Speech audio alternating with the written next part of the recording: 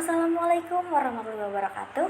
Perkenalkan, nama saya Sausan Kamila dari kelas 2B KPI dengan NIM 12512900077.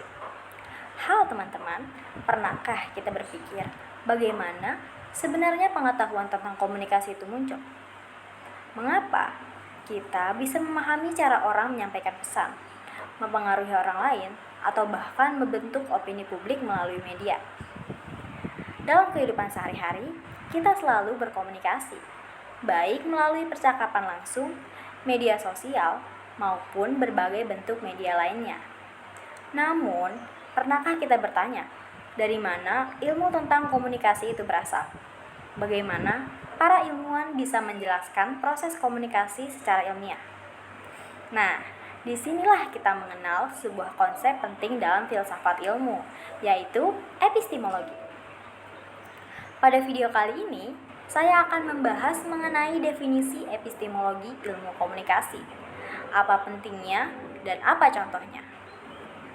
Melalui pembahasan ini, kita akan melihat bahwa ilmu komunikasi tidak hanya sekedar berbicara atau menyampaikan pesan, tetapi juga merupakan bidang ilmu yang memiliki dasar pengetahuan yang kuat dan metode ilmiah yang jelas. Epistemologi menurut KBBI adalah cabang ilmu filsafat tentang dasar-dasar dan batas-batas pengetahuan. Dan ilmu menurut KBBI adalah pengetahuan tentang suatu bidang yang disusun secara bersistem menurut metode tertentu yang dapat digunakan untuk menerangkan gejala tertentu. Di bidang pengetahuan itu, dia memperoleh gelar doktor dalam pendidikan. Sedangkan komunikasi menurut KBBI merupakan pengiriman dan penerimaan pesan atau berita antara dua orang atau lebih, sehingga pesan yang dimaksud dapat dipahami. Dikutip dari buku Orientasi ke Arah Pemahaman Filsafat Ilmu karya Profesor Dr. Muktahir Latif MPD pada halaman 196, menurut Katz-Off pada tahun 1992 bahwa epistemologi merupakan hakikat kefilsafatan. Artinya, keduanya membicarakan mengenai kenyataan yang terdalam dan bagaimana mencari makna dan kebenaran. Dikutip dari e-book Filsafat Ilmu Komunikasi karya Dr. Dwi Kartikasari SOS MSI pada halaman 15. Menurut Surya Sumantri, pada tahun 2005, kata epistemologi berasal dari bahasa Yunani yaitu episteme atau pengetahuan dan logos yaitu ilmu. Dengan demikian, epistemologi dapat dimaknai sebagai teori pengetahuan. Dikutip dari e-book Filsafat Ilmu karya Dr. Nunu Burhanuddin LC.MA pada halaman 116 sampai 117. Epistemologi menurut John Locke tahun 1632 sampai 1704 menekankan bahwa pengetahuan manusia berasal dari pengalaman atau empiris, bukan dari ide bawaan sejak lahir. Ia menolak gagasan bahwa manusia sudah memiliki pengetahuan sejak awal lahir. Locke terkenal dengan konsep tabula rasa atau kertas kosong, yaitu bahwa pikiran manusia saat lahir masih kosong dan kemudian diisi oleh pengalaman melalui indera dan refleksi. Dikutip dari e-book Pengantar Filsafat untuk Psikologi karya Dr. Raya Oloan Tumanggor Carlo Sudaryanto pada halaman 81, menurut Handoro Hadi pada tahun 1998, epistemologi yaitu pengetahuan sistematik tentang pengetahuan.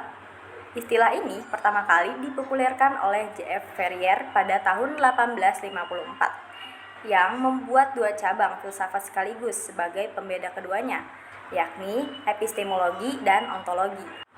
Proses ada itu yang dipelajari dalam wilayah epistemologi. Dikutip dari buku Filsafat Ilmu, Konsep Sejarah dan Pengembangan Ilmiah, karya Profesor Dr. Suwardi Endraswara MHu pada halaman 110, dalam konsep Kenneth T. Gallagher, epistemologi itu muncul dari rasa kagum, kekaguman manusia terhadap para dinalar, kekaguman manusia terhadap ada dinalar dengan common sense, akan memunculkan epistemologi, yang membicarakan masalah bagaimana ada itu tidak serta-merta ada, dan ada itu melalui sebuah proses. Proses ada itu yang dipelajari dalam wilayah epistemologi. Mengutip dari Jurnal Komunikasi dan Sosial dengan judul Filsafat Komunikasi karya Rapi Lamar Siregar, Indira Pratandeni, dan Hasnun Jauhari Ritonga, volume 2 nomor 2 bulan Juni tahun 2024. Secara istilah, definisi epistemologi ilmu komunikasi berpendapat bahwa pengetahuan tentang komunikasi adalah hasil dari konstruksi sosial yang dipengaruhi oleh budaya, bahasa, dan konteks sosial. Pendekatan ini menyoroti keberagaman ketidakpastian dan kompleksitas dalam komunikasi. Postmodernisme menekankan bahwa pengetahuan tentang komunikasi tidak ada yang absolut atau tetap, melainkan selalu terbuka untuk interpretasi yang beragam dan seringkali bertentangan. Jadi, dapat disimpulkan bahwa epistemologi ilmu komunikasi adalah cabang filsafat yang membahas bagaimana pengetahuan tentang komunikasi diperoleh, dipahami, dan dianggap benar. Dikutip dari buku Pengantar Filsafat untuk Pemula karya Tika Yulianti, pada halaman 28 dikatakan bahwa tujuan epistemologi adalah untuk memahami asal-usul sesuatu, cara kita mengetahuinya, dan bagaimana membedakannya dari hal lain dengan mempertimbangkan situasi, kondisi, ruang, dan waktu terkait objek yang dipelajari. Maka dari itu, peran dari epistemologi ilmu komunikasi adalah sebagai dasar untuk memahami bagaimana ilmu komunikasi itu terbentuk dan bisa dipercaya. Dikutip dari Jurnal Fenomena Komunikasi dan Ilmu Komunikasi, Telaah Filsafat Ilmu Berbasis Elemen Epistemologi, karya Hasyim Ali Imron pada halaman 200. Di sana terdapat tabel yang menjelaskan tentang contoh epistemologi ilmu komunikasi. Dalam perspektif epistemologi ilmu komunikasi, fokus utamanya adalah bagaimana peneliti memperoleh pengetahuan serta bagaimana hubungan para peneliti dengan objek yang diteliti.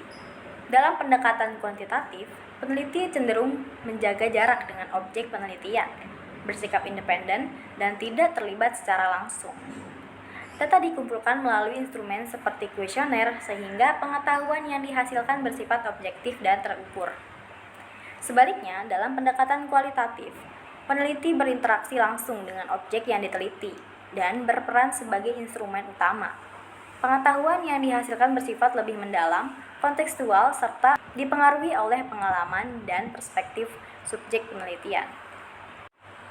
Sebagai contoh sederhana dari ilmu komunikasi, penelitian tentang pengaruh media sosial terhadap perilaku remaja dapat dilakukan secara kuantitatif melalui survei dan data statistik atau secara kualitatif melalui wawancara mendalam untuk memahami makna dan pengalaman yang dirasakan oleh remaja tersebut. Contoh selanjutnya, dikutip dari Jurnal Epistemologi Kajian Dakwah dan Ilmu Komunikasi, karya Kamaruzaman, volume 12, nomor 1, bulan Januari sampai Juni 2022. Pada halaman 73-75, terdapat contoh epistemologi ilmu komunikasi, yaitu ketika dijelaskan bahwa dakwah merupakan salah satu aktivitas komunikasi. Dalam teks disebutkan bahwa di dalam dakwah terdapat proses transmisi informasi dari komunikator kepada komunikan melalui berbagai media seperti televisi, radio, internet, dan juga surat kabar. Bagian ini termasuk contoh epistemologi karena epistemologi membahas tentang bagaimana pengetahuan diperoleh dan disampaikan. Dalam konteks ini, dapat kita lihat bahwa dai berperan sebagai sumber pengetahuan, kemudian pesan yang disampaikan berupa ajaran Islam, lalu media televisi atau internet menjadi sarana penyampaian dan mad'u sebagai penerima pengetahuan. Jadi, dari penjelasan tersebut terlihat jelas adanya alur pengetahuan mulai dari sumber proses penyampaian hingga penerima. Inilah yang menunjukkan bahwa dakwah tidak hanya sekedar kegiatan menyampaikan pesan, tetapi juga merupakan proses epistemologi dalam ilmu komunikasi. Selanjutnya, dikutip dari Jurnal Filsafat Komunikasi, Sistematika Berpikir dan Fenomena Komunikasi, karya Kartini, Irfan Akhil Ramadan, dan kawan-kawan, volume 4, nomor 3, tahun 2024. Halaman 1416. Di jurnal tersebut terdapat kalimat epistemologi pada hakikatnya adalah suatu cara untuk membahas bagaimana pengetahuan dikonstruksikan dari data yang diperoleh dan kemudian dijelaskan dengan menggunakan metode ilmiah. Artinya, pengetahuan tidak muncul secara tiba-tiba, tetapi melalui proses yang sistematis, dimulai dari pengumpulan data, pengelolaan, hingga penarikan kesimpulan yang dapat diuji kebenarannya. Di dalam konteks ilmu komunikasi, pernyataan ini merupakan contoh epistemologi karena menunjukkan bagaimana pengetahuan tentang komunikasi dibangun. Misalnya, dalam memahami bagaimana seorang menerima dan menafsirkan pesan, peneliti tidak hanya berasumsi, tetapi mengumpulkan data dari interaksi komunikasi, media, atau respon audiens, lalu menganalisisnya menggunakan teori dan metode ilmiah.